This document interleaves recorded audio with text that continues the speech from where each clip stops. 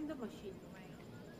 And then, ngayon, pipili ka ng code. Anong gusto mo dito na code? Kuha ka na, for example, itong number 16. Enter the number code. Ayun, number 16. So, enter mo dito. And then,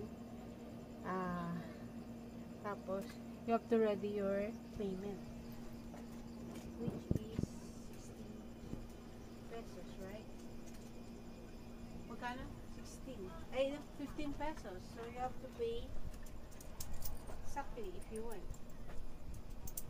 Coins. May bills, may coins. Pwede mong bayaran by bills. Dito mo insert by coins dito. And then you have to make payment. So, it's 16. 16 kulong pa ako ng piso.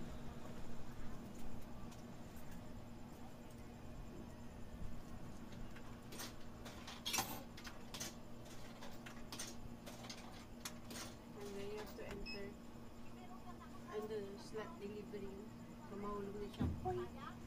Okay. Ayun na. Very good. I got it. Maganda itong business na to. No? Dapat meron na to sa atin sa Pangasinan, di ba? Dali.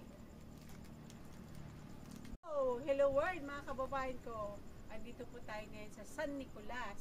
And for the first time, nakakita po kami ng vending machine dito sa Pangasinan. Ito yung vending machine nila. At successful, nakakuha po tayo ng item.